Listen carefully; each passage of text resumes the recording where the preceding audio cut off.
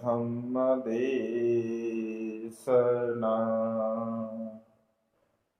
सुखा संघससामक्की समगानं तपो सुखो। विश्ववंदनीय विश्वशांतीदूत प्रज्ञाशील समाधीचे उद्गाता महान करुणावान करुणेचा सागर तथागत सम्यक संबुद्ध तथागतांचा पावन पवित्र सद्धम्म, त्या सद्धम्माचा सातत्याने प्रचार आणि प्रसार करणारा सदा पूजनीय भिक्खू संघ, बुद्ध धम्म आणि संघ या महान तीन रत्नाची आम्हा सर्वांना माहिती करून देणारे, आम्हा सर्वांचा आधारस्तंभ भारतीय घटनेचे शिल्पकार बोधिसत्व गुणवेतन डॉक्टर बाबासाहेब आंबेडकर यांच्या धम्मक्रांतीमध्ये शेवटच्या श्वासापर्यंत समर्पित राहतो। आज या मंगलमय प्रसंगी या वर्षावासाच्या पवित्र अशा कालखंडामध्ये सुजाता बुद्धविहार N13 येथील सर्वच श्रद्धासंपन्न उपासक उपासिका, त्याचप्रमाणे सातत्याने प्युरिटी ऑफ माइंड या यूट्यूब चॅनलच्या द्वारा धम्मदेशना श्रवण करणारे सर्व श्रद्धासंपन्न उपासक उपासिका, आपणा सर्वांच्या प्रती अनंत अनंत मंगलकामना मंगलमैत्री भावना व्यक्त करतो। तुम्हा सर्वांना तुमच्या जीवनामध्ये सुख समाधान आयुष्य वर्ण आणि बल प्राप्त व्हावे, तुमच्या हितासाठी सुखासाठी कल्याणासाठी तथागतांच्या श्रेष्ठ धम्मदेशनेला प्रारंभ करतो। या वर्षावासाच्या पवित्र अशा कालखंडामध्ये तथागतांच्या अमृततुल्य धम्मदेशनेला आपण श्रवण करत आहोत। वेगवेगळ्या विषयावरती भगवंताचे देशना आपण श्रवण करतो, कारण असंख्य विषय भगवंताने सांगितलेले आहेत।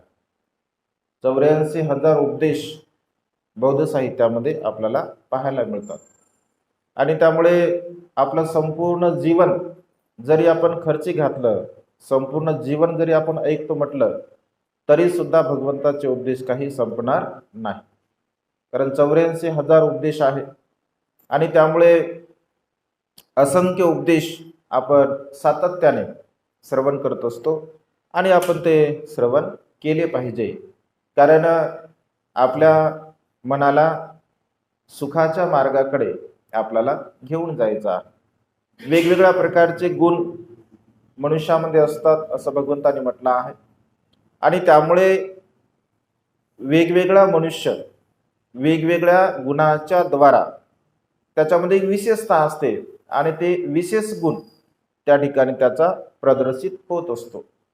जसं भगवंताच्या सद्धम्मामध्ये भिक्खू संघामध्ये अनेक भिक्षू होते, अनेक भिक्खुनी होत्या, भगवंताची सेवा करणारे अनेक उपासक होते, अनेक उपासिका होत्या, परंतु भगवंतांना दिलेलं भिक्खू संघाला दिलेलं जे दान असेल, त्यांचं शील पालन असेल, त्यांना तर त्यांचा लाभ झाला निश्चितपणे, परंतु काही लोकांमध्ये विशेष गुण होते, त्या विशेष गुणाचं वर्णन भगवंताने स्वतः केलेलं आहे। अशा प्रकारे 80 अग्रश्रावक आपल्याला बौद्ध साहित्यामध्ये पाहायला मिळत असतात। तर जसं समजून घ्या, शेवट किंवा मधामध्ये कोणते 80 अग्रश्रावक होते असं ओझरतं, म्हणजे 1-2 धम्मदेशनेमध्ये त्या 80 जे उपासक आहे त्यामध्ये उपासिका आहे, भिक्खू आहे आणि भिक्खुनी आहेत, असं 3-4 प्रवचनामध्ये समजा आपण ओझरतं। 80 अग्रश्रावकांच्या संदर्भामध्ये सुद्धा तुम्हाला मार्गदर्शन मी करणार आहे। तुर्तास आजची जी देशना आहे तर भगवंताने मैत्री भावना करण्यामध्ये अग्रस्थान सामावती नावाची राणी असते, राजा प्रद्युत्त यांची, तर सामावतीला भगवंताने उपासिकेमध्ये मैत्रीमध्ये अग्रस्थान दिलं होतं। इकडे भिक्खूंमध्ये सुद्धा जे अंगुलीमाल होते, ज्यांनी 999 खून केले, परंतु भगवंताला ते शरण गेले आणि त्यांच्या मनामध्ये एवढं अगाध अशी मैत्री भावना नंतर उत्पन्न झाली की भगवंताने त्यांना सुद्धा मैत्रीमध्ये अग्रस्थान दिलेलं आहे. म्हणजे मैत्री भावना करणे आणि मैत्री भावना केल्यानंतर आपल्याला काय लाभ होतो, कशा प्रकारचा आपण मैत्री भावना केली पाहिजे. कारण मैत्री हा जो सद्गुण आहे तो अत्यंत महत्वपूर्ण आहे. मैत्री हा सद्गुण अत्यंत महत्वपूर्ण आहे. भगवंत असे म्हणतात की ज्यांच्या चित्तामध्ये, जसं धम्मपदाच्या गाथेमध्ये भगवंतांनी म्हटलं आहे, नही वेरेन वेराने समंतिदं कुदाचनं अवेरेणच संमंती यस धम्मो सनंतन. वैराने वैर कधीही शांत होत नाही. जर वैराला शांत करायचं असेल, शत्रुत्वाला जर शांत करायचं असेल, तर आपल्या मनामध्ये मैत्री भावना आपण विकसित केली पाहिजे. आणि मैत्री भावना जर आपण विकसित केली तर आपल्या मनामध्ये उत्पन्न होणारं जे वैरभाव असतो तो पूर्णपणे नष्ट होत असतो. आणि त्यामुळे मैत्री भावना आपण सदा सर्व काळ केली पाहिजे. तर मैत्री भावना कशी करावी, मैत्री भावना कशी केली जाते, कोणत्या पद्धतीने आपण मैत्री भावना केली पाहिजे. जसं बुद्ध आणि त्यांचा धम्मग्रंथ जर तुम्ही वाचला तर सिद्धार्थ गौतम लहानपणी मंगल मैत्रीची भावना करत असत. ते स्वतः तर मंगल मैत्रीची भावना करतच असत, परंतु आपल्या मित्रांना सुद्धा ते मंगल मैत्रीची भावना करण्यासाठी प्रेरित करत असत. ते त्यांना सांगत असत की तुम्ही संपूर्ण प्राणीमात्रांच्या प्रती मंगल मैत्रीची भावना करा. मी सुखी हो, माझा परिवार सुखी हो, माझे अपतेष्ट सुखी हो, माझे नातेवाईक सुखी हो, माझे शेजारी पाजारी सुखी हो. म्हणजे अशा प्रकारे स्वतःपासून या संपूर्ण सृष्टीच्या प्रती आपल्या मनामध्ये अशा प्रकारची निर्मळ भावना, मैत्रीची भावना आपल्या चित्तामध्ये आपण निर्माण केली पाहिजे. आणि सिद्धार्थ बोधिसत्वामध्ये हा अगदी लहानपणापासून गुण होता, मंगल मैत्रीची भावना करणे. कारण त्यांचे मित्र त्यांना म्हणायचे की सिद्धार्थ, शिकारीसाठी तू येतो का? तेव्हा सिद्धार्थ गौतम म्हणायचे की नाही, मला निर्जीव जे पशु पक्षी आहेत, जे दुबळे आहेत, असहाय्य आहेत, अशा पशु पक्ष्यांना मारणे मला आवडत नाही. मग निदान आमची बिनचूक निशाणबाजी बघण्यासाठी तरी तू ये. तर तेव्हा सिद्धार्थ गौतम सांगे की निष्पाप प्राण्याला मरताना सुद्धा मला बघायला आवडत नाही. शिकार करणं तर मला आवडतच नाही, परंतु त्या प्राण्याला मरताना सुद्धा मला पाहायला आवडत नाही. आणि हंसाचा उदाहरण आपण बघतो की सिद्धार्थ गौतम जेव्हा त्या हंस पक्षाला बघतो तर त्यांच्या मनामध्ये अनंत करुणाभाव उत्पन्न होतो. आणि ते विचार करतात की एवढ्या निष्पाप प्राण्याला कुणी मारलं असेल, का मारलं असेल, कशासाठी मारलं असेल. आणि देवदत्त जेव्हा त्यांच्या समोर येतो आणि तो म्हणतो की मी पक्षाला मारलं आणि तो पक्षी माझा आहे. त्यांचा तिथे वाद होतो, तो वाद न्यायालयामध्ये जातो, परंतु मारणाऱ्यापेक्षा तारणारा हा सर्वश्रेष्ठ असतो आणि तो न्याय सिद्धार्थ गौतमाकडून लागत असतो. अगदी तेव्हापासून शेवटच्या क्षणापर्यंत देवदत्त बोधिसत्वाचा, नंतर भगवंत झाले, त्यांचा तो विरोध करत असे. म्हणजे एका निष्पाप प्राण्यांच्या प्रती त्यांची जी मैत्रीची भावना होती, आपल्या आपतेष्टांना, आपल्या भावाला, म्हणजे आपल्यापासून तो दूर जरी गेला तरी हरकत नाही, परंतु मैत्री हा जो सद्गुण आहे, मैत्री हा सद्गुण आपण कधीही सोडला नाही पाहिजे, असं सिद्धार्थ गौतमाचं मत होतं. आणि तेव्हापासून त्यांच्या मनामध्ये अनंत करुणा, अनंत मुदिता, अनंत उपेक्षा भाव निर्माण झाला होता. आणि सातत्याने आयुष्यभर त्यांच्या चित्तामध्ये तो करुणाभाव, मैत्रीभाव होता. कारण जो मनुष्य सदा सर्व काळ मैत्री भावना करत असतो तर त्या मनुष्याला अनेक प्रकारचे लाभ होत असतात, असं भगवंतांनी म्हटलं आहे. एका ठिकाणी भगवंत असे म्हणतात की समजून घ्या, एका बाजूने लाखो रुपये, लाखो सुवर्ण मुद्रा एखादा मनुष्य दान करत आहे आणि एखादा मनुष्य डोळ्याची पापणी लावण्यासाठी जेवढा वेळ लागतो तेवढ्या क्षणामध्ये जर मंगल मैत्रीची भावना करत असेल तर 1,00,000 सुवर्ण मुद्रा देणाऱ्यापेक्षा एक क्षणभर मैत्री भावना करणाऱ्या व्यक्तींचं पुण्य अधिक होत असते. एवढं महान आणि असीम असं मैत्री भावनेचं पुण्य आहे. मग मैत्री भावना कशी करावी, मैत्री भावना म्हणजे कशा प्रकारची करावी आणि ती मैत्री भावना केल्यानंतर आपल्याला काय लाभ होत असतो.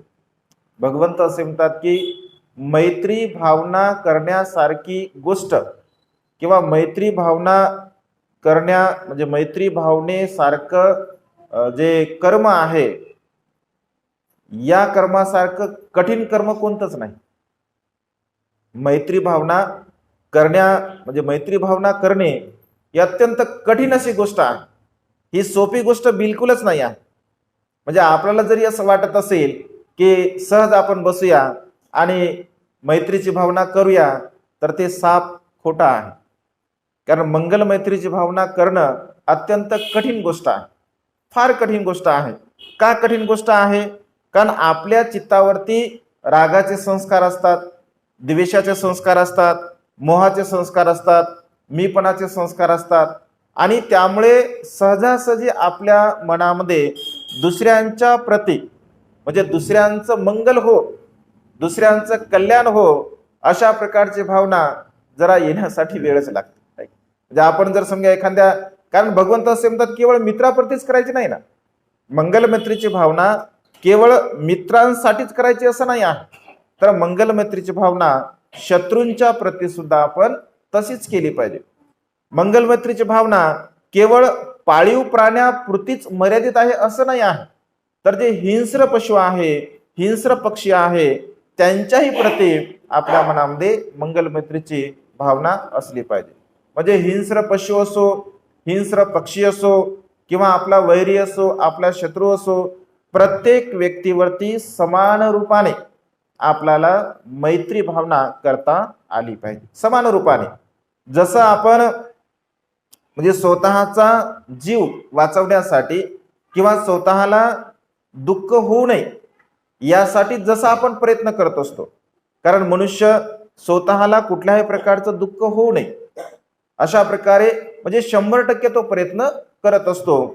आणि 100% प्रयत्न केव्हा मनुष्य करतो? जेव्हा त्या मनुष्याला असं वाटतं की आता इथे 100% प्रयत्न केल्याशिवाय मला पर्याय नाही आहे. जसं एक उदाहरण आठवलं म्हणून सांगतो. एक सॉक्रेटिस नावाचे, तुम्ही नाव ऐकलं सॉक्रेटिसचं? सॉक्रेटिस शास्त्रज्ञ असतो, तर अत्यंत म्हणजे तत्ववेता असतो तो. तत्ववेता म्हणजे फिलॉसॉफर. तर सॉक्रेटिस नावाचा एक फिलॉसॉफर असतो. तो दिसण्यासाठी अत्यंत कुरूप असतो आणि असा एकही दिवस नसतो की तो पत्नीच्या शिवा खात असेल, पत्नी त्याला भांडत असेल, कारण तो काहीच काम करत नसेल. केवळ येणे घरी, भोजन करणे आणि लोकांना जाऊन काहीतरी मार्गदर्शन करत राहणे. तर हळूहळू हळूहळू हळूहळू तो एवढा ज्ञानी झाला, एवढा पंडित झाला का तो जर रस्त्यावरती जर भाषण करत असेल तर चारही बाजूने जाणारे लोक अगदी शांत चित्ताने ऐकत असत. एवढी मधुर त्याची वाणी होती आणि तो असं भाषण करत असे. तो प्रसिद्ध झाला आणि एक व्यक्ती, एक तरुण मुलगा त्यांच्याकडे जातो आणि त्यांना म्हणतो की मला तुमच्यासारखं बनायचं आहे. तर ते म्हणतो की ठीक आहे, तू बनू शकतो. आणि समुद्राच्या किनारी त्याला घेऊन जातो. तो म्हणतो की चल समुद्राच्या किनारी, तुला सांगतो की मी जसा बनलो तसं तुला मी बनवतो. आणि समुद्राच्या किनारी घेऊन गेल्यानंतर त्या मुलाला त्या समुद्राच्या पाण्यामध्ये घेऊन जात असतो. तर हा विचारतो वारंवार, म्हणजे मला सांगा. तो म्हणतो सांग तू, चल माझ्यासोबत सोबत. आणि म्हणजे पाण्यामध्ये तो हळूहळू हळूहळू त्याला घेऊन जातो. अगदी गळ्यापर्यंत पाणी आल्यानंतर त्याच्या पाठीमागून पकडतो आणि त्याला पाण्यामध्ये बुडवतो. पाण्यामध्ये बुडवल्यानंतर तो स्वतः वाचवण्यासाठी प्रयत्न करतो. तो जसे प्रयत्न करत असे तसा तसा हा त्याला जास्त स्वरूपामध्ये दाबत असे. तो प्रयत्न करायचा वर येण्यासाठी, हा त्याला खाली दाबायचा. असं 5-7 मिनिटापर्यंत त्यांना दाबलं आणि त्यांनी मग फोर्सफुली तो वर आला. आणि वर आल्यानंतर तो त्यांना म्हणतो की तुम्ही मला मारण्याचा प्रयत्न करत होते. तर सॉक्रेटिस म्हणतो शांतपणे, जेवढा वर येण्यासाठी तू प्रयत्न केला, वर येण्यासाठी जेवढा तू प्रयत्न केला तेवढा प्रयत्न तर तू सॉक्रेटिस बनण्यासाठी केला तर नक्कीच तू सॉक्रेटिस बनशील.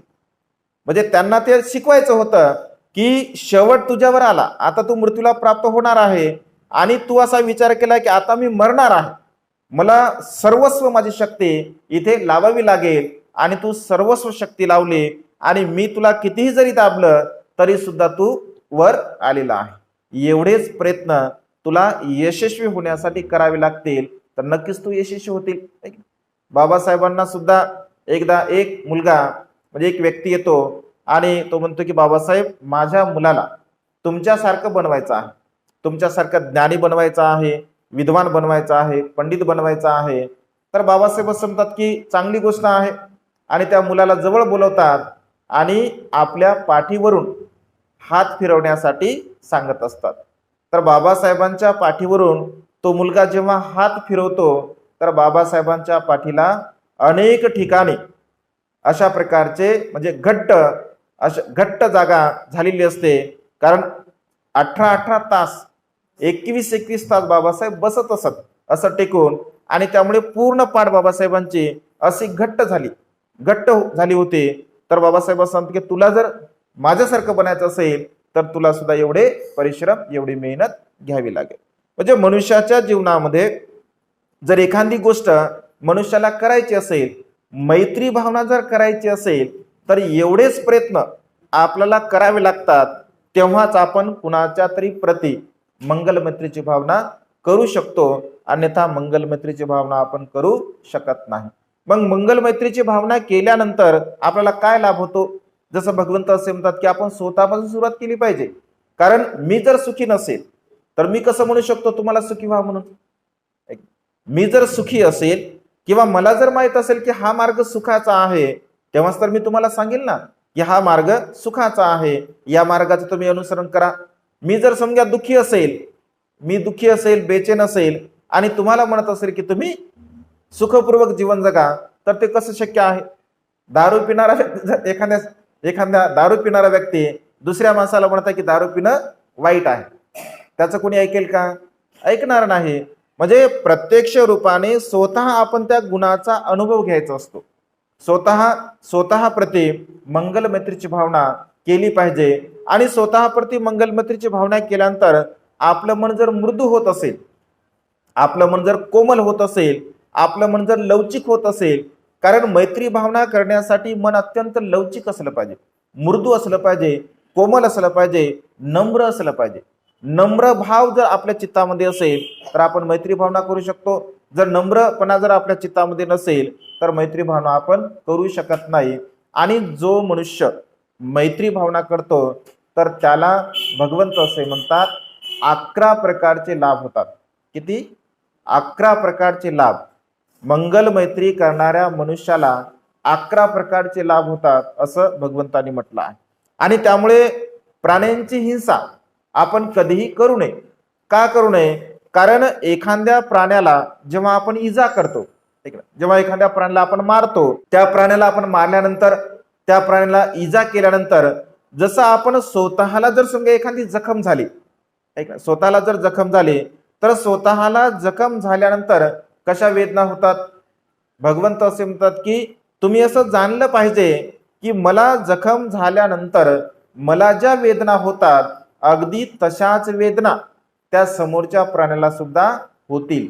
असा भाव जर तुमच्या चित्तामध्ये उत्पन्न होत असेल तर तेव्हा तुम्ही मैत्रीची भावना करत असता. एक वेळचा प्रसंग आहे, आनंद भंते आणि भगवंत नदीच्या किनाऱ्याने फेरफटका मारत असतात. तर नदीच्या किनाऱ्याने फिरत असताना भगवंताचं लक्ष एका पाण्यामध्ये तरंगणाऱ्या एका विंचवावरती पडत असते आणि तो जो विंचव असतो एका लाकडाच्या ओंडक्याचा आधार घेऊन त्या लाकडावरती तो राहत असतो. पण तो लाकूड एकदम छोटं असतं, त्यावरती जेव्हा ते जातं तर ते लाकूड पुन्हा पलटी होतं, म्हणजे तो पुन्हा पाण्यामध्ये जात असतो. हे भगवंत दृश्य बघतात आणि दृश्य बघितल्यानंतर भगवंताच्या मनामध्ये करुणाभाव उत्पन्न होते, मैत्रीभाव उत्पन्न होते आणि लगेच भगवंत त्या विंचवाला आपल्या दोन्ही हातामध्ये म्हणजे घेत असतात दोन्ही हातामध्ये घेतल्यानंतर आता त्याचा तो स्वभाव आहे, त्याला स्पर्श झाला का तो डंक करतो, त्याचा तो स्वभाव धर्म आहे. साप आपण होऊन कधी चावत नाही, कधीच चावत नाही. पण सापाला भीती अशी वाटते की मला हे मारतील. मग सापाच्या अंगावरती समजा पाय पडला असेल किंवा त्याला स्पर्श झाला असेल तर क्षणामध्ये तो डंक करतो, कारण त्याचा तो स्वभाव आहे. स्वतःची सुरक्षा करण्यासाठी ते नॅचरली त्याचा तो स्वभाव आहे. आणि जेव्हा भगवंत त्याला हातामध्ये घ्यायचे तर त्याच्या स्वभावानुसार तो डंक मारायचा. डंक मारल्याबरोबर त्या ठिकाणी वेदना होतच, भगवंत त्याला सोडून द्यायचे. सोडून दिलं का पुन्हा तो पाण्यामध्ये बुडत असे, पुन्हा भगवंत त्याला घेत असत. असं एक वेळा, दोन वेळा, असंख्य वेळा अशी प्रक्रिया घडत असते. आणि अशी प्रक्रिया घडल्यानंतर तो डंक मारू मारू, डंक मारू मारू, डंक मारू मारू, अगदी त्याचं जे डंक मारायची चोच असते ती पूर्णपणे बोथट भरून जाते. भगवंताचे दोन्ही हात रक्तबंबाळ होतात. आनंद भगवंताला म्हणतो की भगवान, हा प्राणी, या प्राण्याला आपण वाचवण्याचा प्रयत्न करत आहात, परंतु हा प्राणी आपल्याला डंक मारतोय आहे, तुम्ही त्याला सोडून द्या. तुम्ही त्याला कशाला पकडता, तुम्ही त्याला मरू द्या. तर तेव्हा भगवंत स्मित हास्य करतात आणि आनंदाला म्हणतात की आनंदा, हा छोटासा प्राणी, त्याचा जो स्वभाव आहे डंक मारण्याचा, तो शेवटच्या क्षणापर्यंत त्याने डंक मारणं सोडलं नाही. जोपर्यंत डंक मारण्याची त्याची जे काही म्हणजे त्याचं शरीराचा आवाज काय, नांगी, त्याची जी नांगी असते, तर शेवटपर्यंत त्या नांगीने तो डंक मारत आहे. शेवटी त्याची नांगी पूर्णपणे बोथट झाली आहे, तो आता थकला आहे आणि आता डंक मारणं त्याने सोडून दिला. मग छोटासा प्राणी जर आपला स्वतःचा स्वभाव बदलत नसेल तर आपण तर मनुष्य आहोत, आपण तर मनुष्य प्राणी आहोत. मग मनुष्य प्राण्यांचा स्वभाव काय आहे, तर प्राण्यावरती मंगल मैत्रीची भावना करणे हा आपला स्वभाव आहे. मग तो प्राणी जर त्याचा स्वभाव सोडत नाही आहे तर आपण आपला स्वभाव का सोडावा. आपण आपला सुद्धा स्वभाव सोडू नये, त्याला वाचवणे हा आपला स्वभाव आहे, त्याच्यावरती मैत्री करणे हा आपला स्वभाव आहे. आणि त्यामुळे मी त्याच्यावरती मैत्रीची भावना केलेली आहे. म्हणजे मनुष्य मंगल मैत्रीची भावना मनुष्याच्या चित्तामध्ये शेवटच्या टोकापर्यंत तसा भाव आपल्या चित्तामध्ये असला पाहिजे. जर तसा भाव आपल्या चित्तामध्ये असेल तर नक्कीच आपल्याला भगवंताने सांगितलेले 11 प्रकारचे लाभ होत असतात, मिळत असतात. आणि त्यामुळे 11 प्रकारचे लाभ भगवंतांनी कोणते सांगितले तर आपण थोडक्यामध्ये बघूया. भगवंत असे म्हणतात, जो मंगल मैत्रीची भावना करतो तर तो मनुष्य सुखाने झोपतो.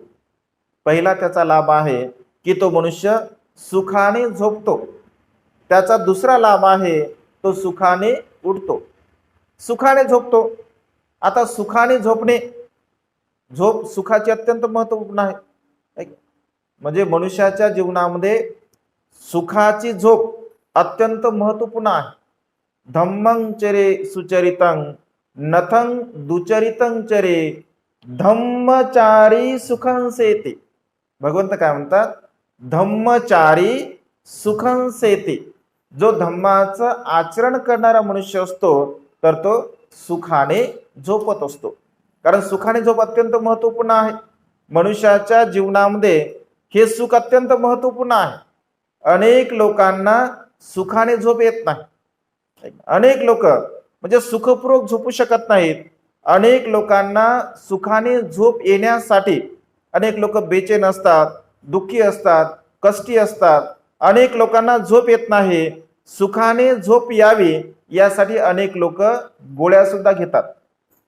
अनेक लोक गोळ्या घेतात झोपेच्या, आपण बघतो अनेक लोक झोपेच्या गोळ्या घेतात सुखाने झोपावं. जसं एखादा काम करणारा व्यक्ती असेल तर तो म्हणतो, एखादा समजा ड्रिंक करणारा व्यक्ती असेल, दारू पिणारा असेल, जर त्याला जर विचारलं की तुम्ही दारू का घेता, तुम्ही ड्रिंक का करता, तर तो सांगतो की दिवसभर थकल्यामुळे सुखाने झोप यावी यासाठी मला दारू घ्यावी लागते. आणि अनेक लोक सुखाने झोपावं म्हणून ड्रग्स घेतात, काय की नाही, अफीण घेतात, गांजा घेतात, सिगारेट ओढतात, दारू पितात. अनेक प्रकारचे व्यसन मनुष्य सुखाने झोप येण्यासाठी घेत असतात. कारण सुखाने झोप अत्यंत महत्वपूर्ण आहे.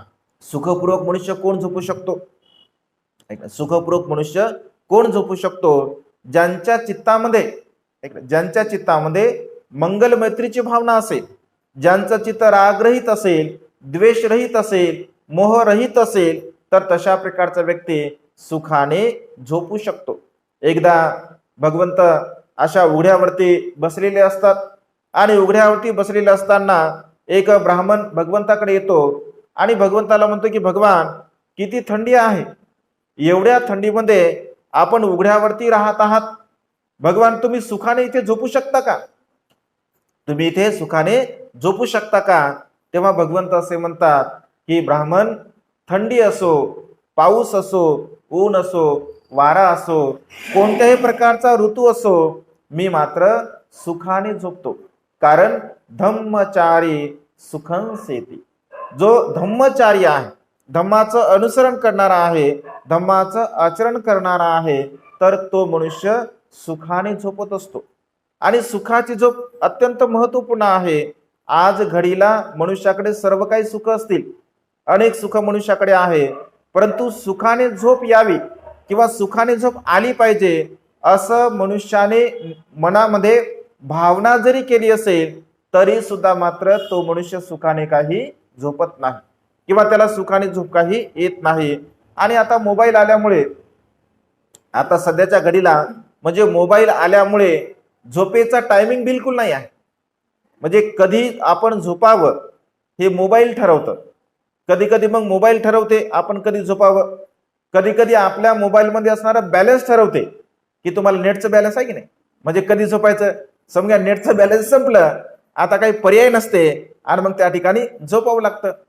कधी कधी जर समजा कव्हरेज नसेल, रेंज नसेल, आता रेंज नाही आहे, आता काय करावं, जाऊ द्या मग आता झोपून जाऊ द्या म्हणते असं कधी कधी. म्हणजे आपल्याला आता झोपेचे कारण आहेत, रेंज नसणे, ऐक ना, बॅलन्स संपणे, कव्हरेज नसणे, हे झोपेचे कारण आहे. आणि समजून घ्या ह्या सगळ्या गोष्टी असतील तर जास्त समजा ओव्हरलोड झालं असेल तर मग डोळे सांगतात की भाऊ आता तू झोप. ऐक ना, डोळे सांगतात, डोळे दुखतात ना, ते पाहू पाहू पाहू पाहू डोळे दुखतात आणि मग डोळे म्हणतात की आता झोप ना भाऊ.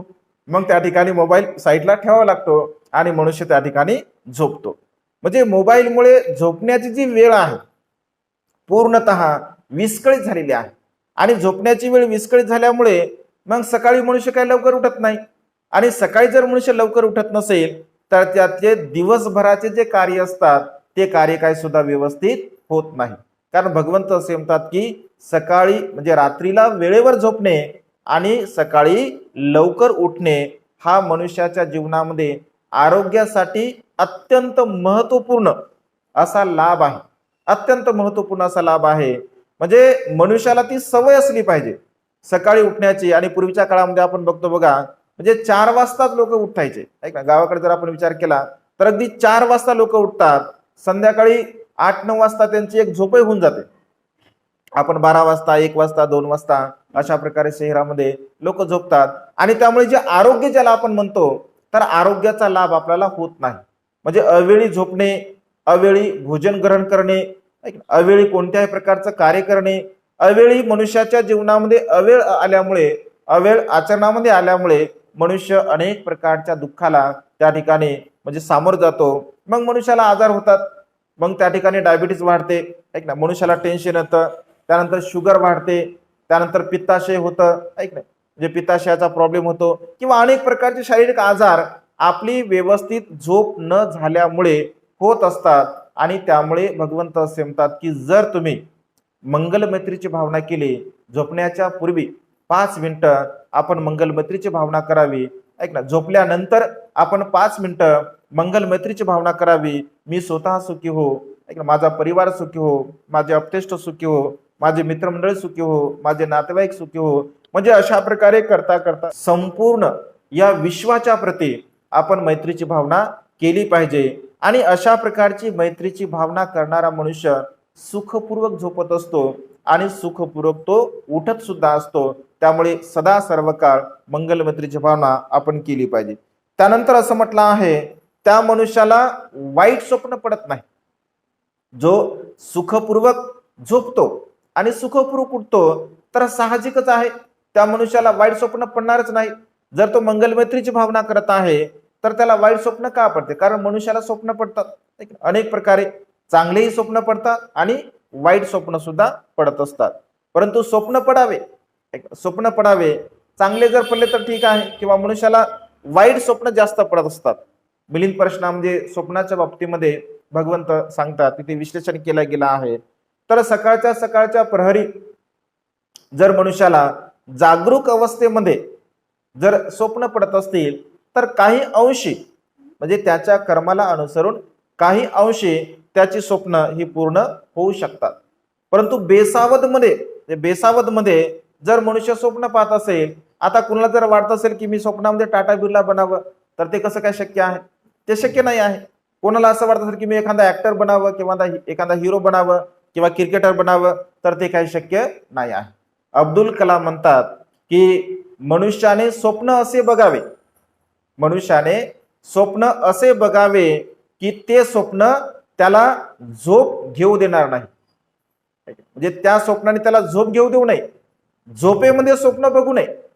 स्वप्न असे बघावे की त्या स्वप्नाने आपली झोप मोडली पाहिजे. म्हणजे आपण सदा सर्व काळ प्रयत्नशील असलं पाहिजे. म्हणजे सदा सर्व काळ जर आपण प्रयत्नशील असेल तर आपले स्वप्न हे पूर्ण होऊ शकतात. आणि झोपेमध्ये जर आपण स्वप्न बघत असेल तर मग ते फक्त झोपेपुरतेच असतात. सकाळी मग जिकडे तिकडे होऊन जाते. आणि कधी कधी मग झोपेमध्ये स्वप्न जर पडत असेल आणि आपल्याला जर समजा उठवलं, कोणी आपल्या आईने उठवलं असेल किंवा पत्नीने, कोणी घरातल्या सदस्यांनी उठवलं आणि आपण जर स्वप्न बघत असेल, काय एवढं चांगलं स्वप्न बघत होतो, तुम्ही उठवलं, स्वप्न माझं भंग करून टाकलं, म्हणजे अशा प्रकारे आपण म्हणत असतो. वास्तविक ते स्वप्न काय सत्य होणारे नसतात. आणि त्यामुळे जो मंगल मैत्रीची भावना करत असतो, काही काही लोकांना तर अनेक प्रकारचे स्वप्न पडतात, फार वेगवेगळे स्वप्न. आम्ही मागच्या एप्रिलमध्ये 20 एप्रिलला, आय थिंक मला वाटतं 20 एप्रिलला भंडाऱ्याला आमचं शिबिर होतं. म्हणजे सामनेर शिबिर एका माताजीने अरेंज केलं होतं. तर तिथे आम्ही गेल्यानंतर मग एक आई आल्या, त्यांच्या दोनही मुली म्हणजे भिक्षुनी सामनेरी बनल्या होत्या 10 दिवसासाठी. त्या आई आल्या आणि बसल्या आमच्या समोर. भंतेजी म्हणे तुम्हाला एक गोष्ट सांगायची. भंतेजी म्हणते सांगा. भंतेजीकडे डिपार्टमेंट दिलं, कमनाथ भंतेजी सोबत होते. म्हटलं सांगा, हे मोठे भंतेजी आहेत म्हटलं आमचे, सांगा म्हटलं त्यांना. तर ते म्हणे भंतेजी रात्री मला स्वप्न पडतात म्हणे, आणि रात्री स्वप्नामध्ये माझ्या घरामध्ये असं धन दिसते म्हणे, मला असं दिसते म्हणे, मला ते असं धन दिसते आणि ते मला बोलते म्हणे. भंतेजी मला ते धन बोलते म्हणे आणि ते मला विचारते म्हणे की मी तुझ्या घरामध्ये आहे, तुला हवा आहे का, मी तुला पाहिजे आहे का, असं मला रोज बोलते म्हणे भंतेजी. ते मी काय करू म्हणे. मग मला नाही, आणि पुन्हा लगेच म्हणे मला त्या धनाची अपेक्षा नाही म्हणे भंतेजी, बिलकुल त्या धनाची अपेक्षा नाही आहे, पण ते धन मला बोलते म्हणे, माझ्या घरामध्ये धन आहे म्हणे, काय करावं म्हणे. भंतेजी माझ्याकडे बघितलं, हे भंतेजी ज्ञानी आहे म्हणे, यांना विचारा म्हणे. मी म्हणलं धन बोलते काय खरंच? हो ना भंतेजी मी बोलते म्हणे. मग आता जर समजा नेक्स्ट टाइम जर तुम्हाला बोललं ना म्हटलं, तर त्या धनाला आमचा नंबर द्या म्हटलं, आणि त्यांना सांगा किंवा हे आमचे भंतेजी आहेत, यांना बोला. नाहीतर मग असं करा म्हटलं, आम्हाला सांगा कुठे तुमचं धन आहे, आम्ही येतो आणि ते धन आम्हाला देऊन टाका, आम्ही सगळं काढून घेऊन जातो. नानबाबा म्हणे ते आमचं कुळाचं धन आहे म्हणे. म्हणजे लोक काय विचार करतील, हे खूप अंधश्रद्धा आहे लोकांमध्ये. या धनाच्या बाबतीमध्ये एवढी अंधश्रद्धा आहे, अक्षरशः लोकांचे म्हणजे लहान लहान लेकराचे बळी सुद्धा लोक देतात. ते म्हणतात किंवा धन मागतात, ते म्हणजे धन बळी मागते असं म्हणतात. आणि अक्षरशः या काय म्हणतो आपण त्याला, मानसिक जे विकार आहे, हा मानसिक विकार आहे. या मानसिक विकाराने ग्रस्त असणारे लोक अगदी लहान लहान लेकराचा बळी सुद्धा देत असतात. धन मिळतं, धन नाही असं नाही आहे. धन म्हणजे काय, तर धन म्हणजे पूर्वीच्या काळामध्ये चोरापासून सुरक्षित राहावं, राजापासून सुरक्षित राहावं, आपल्या आपतेष्टांपासून सुरक्षित राहावं, म्हणून घरामध्ये लोक त्या ठिकाणी एखादा गाडगं असेल, एखादा हंडा असेल, तर त्या हंड्यामध्ये धन त्या ठिकाणी आपल्या घरामध्ये गड्डा करून पुरून ठेवत असत. ही सत्य गोष्ट आहे, असं नाही असं नाही आहे. ते पैसा असतो, ते धन तसं असतं, पण ही खोटी गोष्ट आहे किंवा हा मिथ्या प्रचार आहे की ते आपल्या स्वप्नामध्ये येतं किंवा ते बळी मागतं किंवा अशा प्रकारे. असं बिलकुल काही नसतं. घरामध्ये सुरक्षित धन राहावं, आता आपल्याकडे आता बँक आहेत, पूर्वीच्या काळात थोड्या बँक वगैरे होत्या, असं काही नव्हतं. त्यामुळे घरामध्ये पैसा ठेवला जात असे. आणि कधी कधी काय होत असे की लोकांना मग ते लोक सांगत सुद्धा नसत, म्हणजे जे वृद्ध व्यक्ती आहे, कारण धनामध्ये लोभ असतो आणि लोभ असल्यामुळे तो तशाच प्रकारच्या धनाकडे पाहू पाहू मृत्यूला प्राप्त होत असे. मग ते धन घरामध्ये आहे हे लोकांना माहीत असायचं, पण ते काही भेटत नसायचं, ते धन भेटत नसायचं. आणि त्यामुळे लोक दुःखी असायचे, कष्टी असायचे. त्यांना माहीत असल्यामुळे मग ते लोकांमध्ये ती धारणा झाली, किंवा तशा प्रकारे लोकांनी प्रचार केला की धनाला बळी द्यावा लागतो, एका धडाची पूजा केली पाहिजे, अशा अशा प्रकारे नवस केला पाहिजे. असे असंख्य लोक त्या अकुशल मार्गाने जीवन जगत असतात. धन वगैरे असं काहीही मनुष्याच्या स्वप्नामध्ये वगैरे येत नाही. त्या आईला आम्ही खूप समजून सांगलं, पण त्यांच्या डोक्यामध्ये ते म्हणजे होतं, त्याच्यामुळे ते काही निघलं नाही डोक्यातलं. आणि मग त्यांना त्या म्हणे की त्या निघून गेल्या. मग म्हणजे अशा पद्धतीने मनुष्यांची एक मानसिक प्रवृत्ती निर्माण झाली आहे स्वप्नाच्या बाबतीमध्ये. परंतु जो मनुष्य मंगल मैत्रीची भावना करत असतो, तर अशा प्रकारचे वाईट स्वप्न त्या मनुष्याला कधीही पडत नसतात. स्वप्न मनुष्य म्हणजे जो मनुष्य चिंतन मनन करतो दिवसभर, आपण दिवसभर जे कार्य करतो, तर त्याच्या संदर्भामध्ये कधी कधी मनुष्य झोपेमध्ये बडबडतो, किंवा आपल्यासोबत एखादा प्रसंग घडला असेल तर तो मनुष्य कारण रात्रीमध्ये बोलायचं म्हणजे झोपेमध्ये बोलण्याची मनुष्याला सवय असते. काही काही लोक घोरतात रात्री झोपता झोपता, किंवा काही काही लोक बोलत असतात, स्पष्टपणे बोलतात, आणि त्यामुळे झोपेचा त्यांचा तो प्रॉब्लेम असतो. परंतु वास्तविक पाहता असं काहीही नसतं. परंतु जागरूक अवस्थेमध्ये जर आपण स्वप्न बघितले असेल, आपण जागरूक असेल आणि तशा प्रकारचे आपण प्रयत्न केले, तर ते स्वप्न पूर्ण होऊ शकतात. आणि त्यामुळे वाईट माणसाला कधीही स्वप्न पडत नाही, जो की मंगल मैत्रीची भावना करणारा असेल. हा तिसरा लाभ आहे त्याचा. त्यानंतर असं म्हटलं आहे की तो मनुष्य इतरांना प्रिय होतो. आता मंगल मैत्री करणारा जो मनुष्य आहे, तर साहजिकच आहे तो प्रिय वाटणारच आहे. कारण तो जर कोणाच्या प्रती द्वेष भावना करत नसेल, तो जर कोणाला वाईट बोलत नसेल, तो जर कोणाला अपशब्द बोलत नसेल, तर साहजिकच आहे प्रत्येकाला तो प्रिय वाटत असेल. म्हणजे त्याच्या माघारी जर एखादा मनुष्य त्याच्याबद्दल जर वाईट बोलत असेल, तर आपण सहज बोलतो की नाही, तो मनुष्य तसा बिलकुल नाही आहे, तो मनुष्य खूप चांगला आहे, तो मैत्रीवान आहे, तो करुणावान आहे. म्हणजे सहज मनुष्य आपण एखाद्या चांगल्या मनुष्याच्या प्रती त्याच्या माघारी सुद्धा तशा प्रकारे त्यांच्याबद्दल वक्तव्य केलं जातं, कारण तो चांगला असतो. आणि चांगल्या मनुष्यांचे सदा सर्व काळ हे गुणगान गायलं जात असते. आणि त्यामुळे त्याचे सर्व लोक प्रिय होतात, म्हणजे त्याचे शत्रूही प्रिय होतात, त्याचे मित्रही प्रिय होतात, त्याचे अपतेष्टही प्रिय होतात, नातेवाईक प्रिय होतात, आणि सर्वच लोक त्याला प्रिय समजत असतात. म्हणजे सर्वसामान्य लोक तर त्याचे प्रिय होतातच होतात. परंतु भगवंत असे म्हणतात की देवता लोक सुद्धा मैत्री भावना करणाऱ्या व्यक्तींचे देवता लोक सुद्धा म्हणजे मित्र होत असतात. देवता लोक सुद्धा त्यांचे मैत्री भावना त्यांच्या प्रती करत असतात. कारण आपण जशा प्रकारचं आचरण करत असेल, आपण जशा प्रकारचं अनुसरण करत असेल, तशा प्रकारे सर्व लोक आपल्या प्रती भावना व्यक्त करत असतात. आणि त्यामुळे सदा सर्व काळ जर आपण मंगल मैत्रीची भावना केली, तर भगवंत असे म्हणतात की सर्वसामान्य लोकही सुद्धा आपले प्रिय होत असतात, आणि देवता लोक सुद्धा आपले प्रिय होत असतात. आणि त्यामुळे भगवंताच्या प्रती जरी लोक म्हणजे भगवंताला जर लोक अपशब्द बोलत असतील, भगवंताला जरी वाईट बोलत असतील, परंतु भगवंतामध्ये असणारे जे सद्गुण आहे, भगवंतामध्ये जे मैत्री भावना आहे, करुणा भावना आहे, मुदिता भावना आहे, तर असंख्य लोक भगवंताचे प्रिय होते. भगवंताला असंख्य लोक प्रिय मानत होते. म्हणजे भगवंताला मानणारे लोक सुद्धा प्रिय मानत होते, आणि भगवंताला न मानणारे लोक सुद्धा भगवंताची म्हणजे त्यांना ते प्रिय मानत होते. कारण अनेक उदाहरणं आपण बघतो साहित्यामध्ये, अनेक उदाहरणं असं बघतो की भगवंत सकाळी सकाळी भिक्षाटनाला जातात, आणि भिक्षाटनाला गेल्यानंतर जर थोडाफार वेळ असेल तर भगवंत अन्य तीर्थकाराच्या आश्रमामध्ये जात असत. तर अन्य तीर्थकाराच्या आश्रमामध्ये गेल्यानंतर ते एकमेकांमध्ये म्हणायचे, अरे थांबा थांबा, शांत राहा, श्रमण गौतम आपल्याकडे येत आहे. श्रमण गौतमाला शांतता खूप प्रिय आहे, श्रमण गौतमाला मैत्री भावना खूप प्रिय आहे. त्यामुळे तुम्ही जर बोललात तर श्रमण गौतम आपल्याकडे येणार नाहीत. त्यामुळे तुम्ही मैत्री भावना करा, त्यामुळे तुम्ही शांत राहा. शांतता श्रमण गौतमाला प्रिय वाटत असे. आणि मग ते भगवंतासाठी एक आसन ठेवायचे, त्या आसनावरती भगवंत बसायचे आणि मग भगवंत विचारायचे की मी आल्यामुळे तुम्हाला काय त्रास झाला का, किंवा मी आल्यामुळे तुम्ही ज्या विषयाबद्दल चर्चा करत होते त्या विषयाबद्दल तुमचा व्यत्यय आला का. तर ते म्हणायचे की भगवान नाही आहे. मग काय तुम्ही विचार करत होते. मग ते सांगायचे भगवान आम्ही अशा अशा प्रकारे विचार करत होतो. मग त्याला अनुसरून भगवंत त्यांना उपदेश देत असत. म्हणजे भगवंताला मानणारे लोक तर भगवंताचे प्रिय होतेच होते, परंतु भगवंताला न मानणारे लोक सुद्धा भगवंताचे प्रिय होते. आणि त्यामुळे मंगल मैत्रीची भावना करणारा व्यक्ती जे सर्व लोक प्रिय होतात आणि देवता लोक सुद्धा प्रिय होत असतात. हा मनुष्यांच्या जीवनातील म्हणजे 5वा आणि 6वा त्याचा लाभ आहे.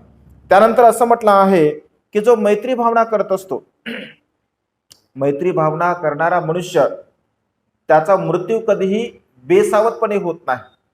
तो मृत्यूला जर प्राप्त होत असेल तर तो जागरूकपणे मृत्यूला प्राप्त होत असतो. जे जागरूकता त्यांच्या चित्तामध्ये असते, विशेष रूपाने त्याचा अग्नीने कधीही मृत्यू होत नाही. जो मंगलमैत्री भावना करणारा मनुष्य आहे तर त्याचा अग्नीने कधीही मृत्यू होत नाही. मैत्री भावना करणारा मनुष्य शस्त्राने त्याचा कधी मृत्यू होत नाही, म्हणजे त्याची कोणीही हत्या करू शकत नाही. म्हणजे अग्नीने होत नाही, पाण्याने होत नाही, शस्त्राने होत नाही, किंवा त्याला असं कोणी मारत सुद्धा नाही. जर पूर्वकर्म जर तसे असतील तर कधी कधी तसं होऊ शकते. कारण महामोगल्यांबंदीची हत्या केली ते तर मैत्रीवान होते, सर्व प्राण्यांच्या प्रती मैत्रीभाव करत होते. परंतु जर कर्म तसे असतील, जनरली भगवंत असे म्हणतात की एखादा मनुष्य जर मैत्री भावना करत असेल तर या सर्व प्रकारच्या गोष्टीपासून त्याला कधीही मृत्यू येत नाही.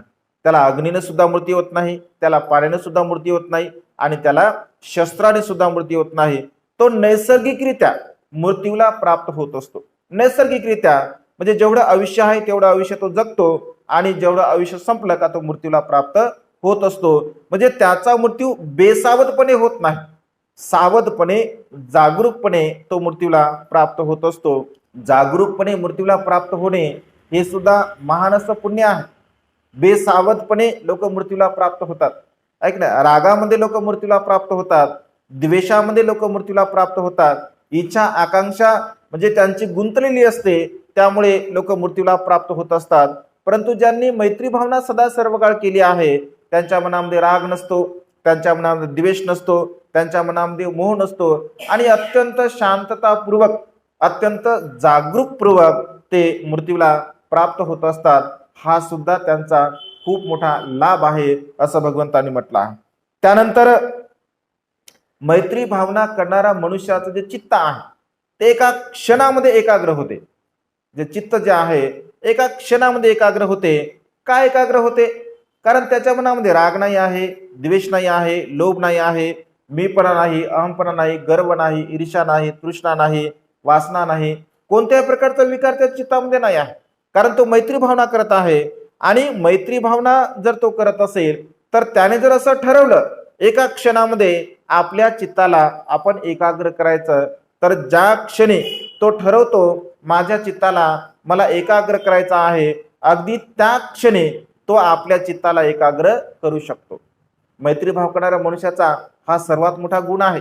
कारण आपण असं ठरवलं की मी आता थोडंफार ध्यान साधना करतो, आनापानसतीची भावना करतो, आणि माझ्या चित्ताला मी श्वासावरती केंद्रित करण्याचा प्रयत्न करतो. माझा येणारा श्वास आहे, जाणारा श्वास आहे, येणाऱ्या श्वासावरती आणि जाणाऱ्या श्वासावरती मी माझं चित्त एकाग्र करतो. असं जर आपण ठरवलं, समजून घ्या 1 मिनिट आपण डोळे लावले आणि असं ठरवलं, एका क्षणामध्ये आपलं चित्त कुठं जाऊन येईल ते काय आपण सांगू शकत नाही. कुठेही जाते, जिथं नको म्हटलं तिथं जाते. कारण ध्यान साधना करत असताना जे विचार आपण कधी आपल्या आयुष्यामध्ये केले नसतील असेही विचार ध्यान साधना करताना येतात, असेही विचार आनापानसतीची भावना करताना येतात. कारण आपल्या चित्तामध्ये असंख्य विकाराचा साठा जमा झालेला असतो, आणि जेव्हा आपण चित्ताला एकाग्र करण्याचा प्रयत्न करतो तर तेव्हा ते विकार आपले उफाळून येत असतात, आणि त्यामुळे आपलं चित्त काय एकाग्र होत नाही. परंतु ज्यांची मैत्री भावना, जो सदा सर्व काळ मैत्री भावना करतो, तर क्षणामध्ये त्याचं चित्त हे एकाग्र होत असते. म्हणजे त्याला बिलकुल वेळ लागत नाही आपल्या चित्ताला एकाग्र करण्यासाठी. हा अत्यंत महत्वपूर्ण मनुष्याच्या चित्तामध्ये उत्पन्न होणारा विकार आहे, म्हणजे मनुष्य चित्तामध्ये उत्पन्न होणारा हा सद्गुण आहे, चांगला गुण आहे. आणि त्यामुळे भगवंत असे म्हणतात, मंगलमैत्री करणाऱ्या मनुष्याचं चित्त एकाग्र लवकर होत असते. हा सुद्धा त्याचा खूप मोठा लाभ आहे. जो मंगलमैत्रीची भावना करतो तर त्याची जी मुद्रा असते ती अत्यंत प्रसन्न असते. तो नेहमी आनंदी असतो, नेहमी तो हसतमुख असतो. कारण मनुष्याचा जो चेहरा आहे, आपला जो फेस आहे, चेहरा आहे, तर असं म्हटलं आहे की चेहरा आपल्या अंतर्मनाचा आरसा असतो. चेहरा आपल्या अंतर्मनाचा आरसा असतो.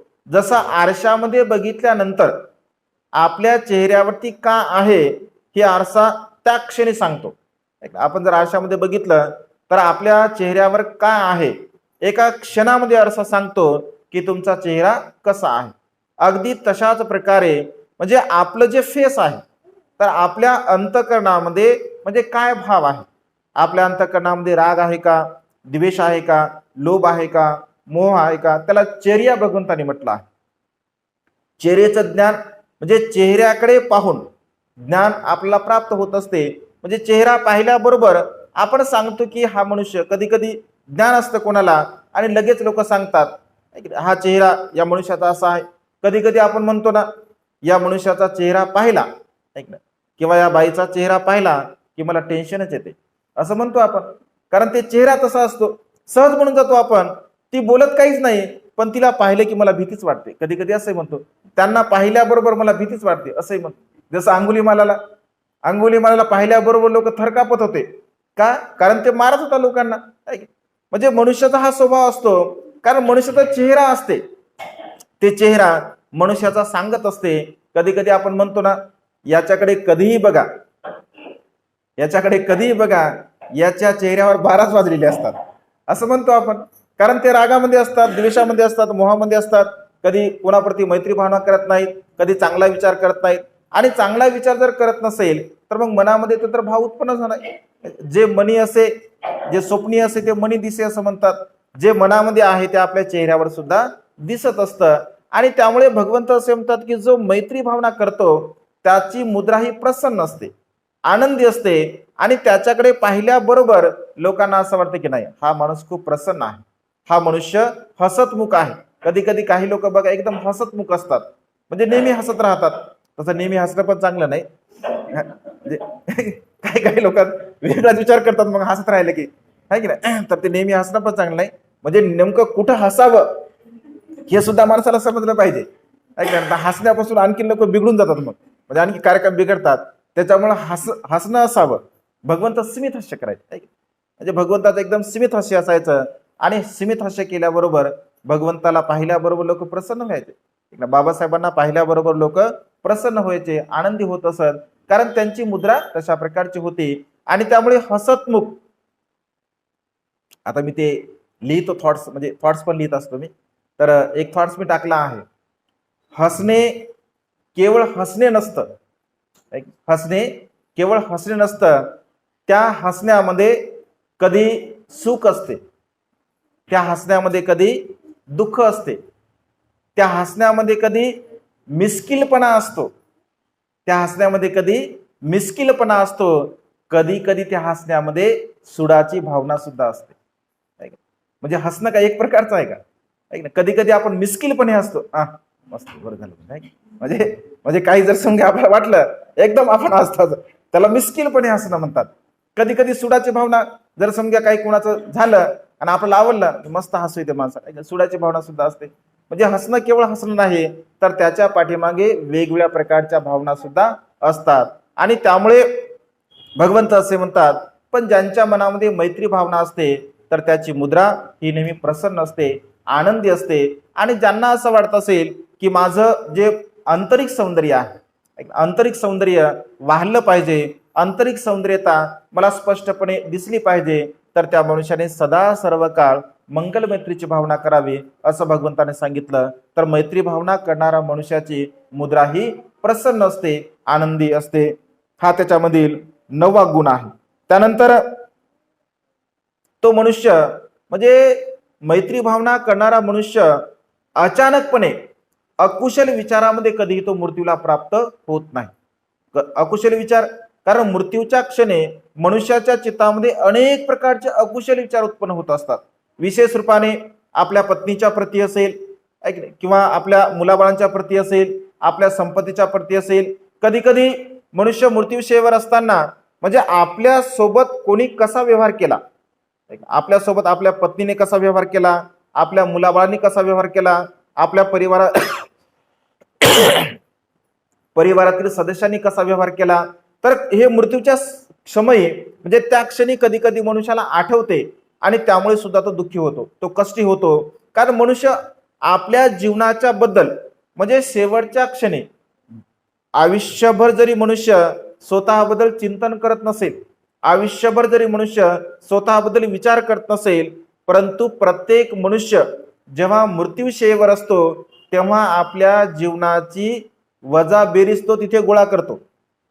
मृत्यूच्या समयी तेव्हा तो आपली बेरीज करतो, काय गुणाकार आहे, काय भागाकार आहे, काय वजाबाकी आहे, ऐक ना. तिथे त्याला आठवतं ते. आणि एखादा चांगला मनुष्य असेल तर तो समाधानी असतो की नाही, ठीक आहे, माझ्याकडून काही चुका जरी झाल्या असतील तरी माझ्या जीवनामध्ये मी खूप चांगलेही कामं सुद्धा केलेले आहेत, आणि त्याला मग थोडंसं समाधान लाभतं.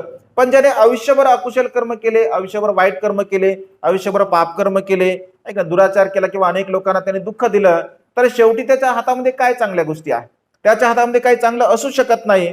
आणि त्यामुळे अशा प्रकारचा मनुष्य शेवटी सुद्धा अविचाराने मृत्यूला प्राप्त होतो. त्याच्या मनामध्ये राग असतो, द्वेष असतो, लोभ असतो, मोह असतो, आणि याच विचारामध्ये तो मृत्यूला प्राप्त होत असतो. परंतु मंगलमैत्रीची भावना करणारा मनुष्य अविचारी विचाराने कधीही मृत्यूला प्राप्त होत नाही. कारण तो विचार करतो की मी माझ्या मनामध्ये मंगलमैत्रीची भावना केली आहे, मी सदा सर्व काळ प्राण्यांच्या प्रती करुणा केली आहे, मुदिता केली आहे, उपेक्षा भाव केला आहे, आणि त्यामुळे त्या मनुष्यांचा जो मृत्यू आहे तर तो सजगतेने आणि चांगल्या विचारामध्ये मृत्यूला तो प्राप्त होत असतो. चांगल्या विचारामध्ये, प्रसन्न विचारामध्ये मृत्यूला प्राप्त होणे सुद्धा अत्यंत महानसी गोष्ट आहे. मृत्यूच्या समय सुद्धा आपलं चित्त हे आनंदी राहू शकते जर आपले कर्म चांगले असतील, जर आपण कुशल कर्म केले असतील, पुण्यकर्म केले असतील, चांगले कर्म जर आपण केले असतील. अनागारिक धम्मपाल नावाचे अत्यंत विद्वान असे श्रीलंकेचे, म्हणजे ज्यांनी महाबोधी विहाराचं आंदोलन चालवलं, तर मृत्यूच्या समयी त्यांनी भिक्खू संघांना सांगितलं की म्हणते आपण परितदेशना करा, परित्राण, मला बुद्ध वचन ऐकायचं आहे. आणि बुद्ध वचन ऐकता ऐकता ते मृत्यूला प्राप्त झाले. अनाथ पिंडक जेव्हा मृत्यूशय्येवर असतो तर तो भगवंताला निरोप पाठवतो की भगवान, मला भगवंताचं दर्शन घ्यायचं आहे, मला उपदेश श्रवण करायचा आहे. तर भगवंत जात नाहीत, परंतु सारिपुत्तांना, महामोगलाल भंतेना, आनंद भंतेना, अशा काही भिक्षूंना त्या ठिकाणी पाठवतात. तर तेव्हा ते म्हणतात की भंते, आता मी मृत्यूशय्येवर आहे, मला भगवंताचे वचन श्रवण करायचे आहे. तर त्या ठिकाणी अनेक प्रकारचे सुत्त भंतेजी म्हणत असतात, आणि सुत्त श्रवण करता करता, भगवंताची वाणी ऐकता ऐकता अनाथ पिंडक मृत्यूला प्राप्त होत असतो. धम्म श्रवण करता करता मृत्यूला प्राप्त होणे हे महान पुण्य असतं. मग तेवढी आपली चेतना असली पाहिजे, तेवढं आपलं चित्त जागरूक असलं पाहिजे, तेवढं मन आपलं चांगल्या विचारामध्ये असलं पाहिजे. परंतु जो मंगलमैत्रीची भावना करतो तर भगवंत असे म्हणतात की त्याचं चित्त हे सदा सर्व काळ चांगल्या विचारामध्ये असतं, आणि त्यामुळे मैत्रीभाव करणारा मनुष्य कधीही अविचाराने मृत्यूला प्राप्त होत नाही. हा सुद्धा त्याच्यामधला अत्यंत महत्वपूर्ण असा गुण आहे. आणि त्यानंतर शेवटचा आणि 11वं, भगवंत असे म्हणतात, जरी तो मनुष्य उच्च श्रेष्ठ पदाला जरी प्राप्त झाला नाही, समजा तो अरहंत जरी झाला नाही, तो दुःखमुक्त जरी झाला नाही, तर निश्चितपणे मृत्यूच्या नंतर तो ब्रह्मलोकामध्ये उत्पन्न होत असतो, म्हणजे सुगतीच्या अवस्थेला तो प्राप्त होत असतो. म्हणजे अशा प्रकारे 11 लाभ भगवंताने मंगल मैत्रीचे सांगितलेले आहे. मनुष्य सुखाने झोपतो, ऐक ना, सुखाने त्या ठिकाणी उठतो. त्यानंतर तो मनुष्य, त्याला कुठल्याही प्रकारचे वाईट स्वप्न सुद्धा पडत नाहीत. तो मनुष्यांना सुद्धा प्रिय असतो, तो अमनुष्यांना सुद्धा प्रिय असतो. त्याच्यानंतर आग असेल, पाणी असेल, शस्त्र असेल, यापासून त्याचा कधीही मृत्यू होत नाही. तो अचानकपणे, बेसावधपणे कधीही मृत्यूला प्राप्त होत नाही. तो अविचारी विचाराने सुद्धा कधी मृत्यूला प्राप्त होत नाही आणि त्याला श्रेष्ठ पद जरी प्राप्त नाही झालं तर किमान तो ब्रह्मलोकामध्ये सुगतीच्या अवस्थेमध्ये प्राप्त होत असतो. अशा प्रकारचे 11 लाभ भगवंताने मंगल मैत्रीचे सांगितले आहे. आणि त्यामुळे सदा सर्व काळ जर आपल्याला असं वाटत असेल की माझं जीवन प्रसन्न असावं, माझं जीवन आनंदी असावं, मी सदा सर्व काळ सुखी राहावं, तर भगवंत असे म्हणजे किमान आपण थोड्या वेळासाठी का होईना मंगल मैत्रीची भावना केली पाहिजे. झोपण्याच्या पूर्वी 5 मिनिटं आपण आपल्या बेडवरती बसावं, भगवंताचं स्मरण करावं आणि आपण मंगल मैत्रीची भावना करावी. ते कशी करावी?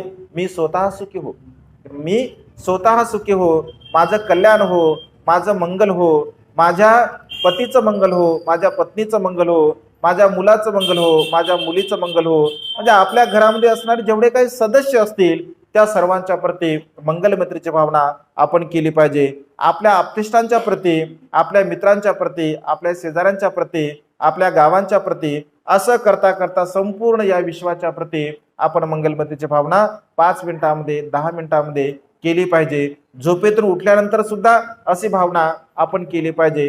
त्यामुळे आपलं मन प्रसन्न असते, आनंदी असते आणि सदा सर्व काळ आपल्या जीवनामध्ये आपल्याला आयुष्य वर्ण सुखाने बल प्राप्त होत असते. त्यामुळे सदा सर्व काळ आपण मंगल मैत्रीची भावना करून आपलं हे जीवन सुखाच्या मार्गाकडे घेऊन जाण्याचा प्रयत्न करावा. अशा प्रकारची मंगलमय आणि उदात्त कामना या ठिकाणी व्यक्त करून ही धम्मदेशना संपन्न करतो. सर्वांचं मंगल हो, सर्वांचं कल्याण हो, सर्वांना दीर्घायुष्य लाभ.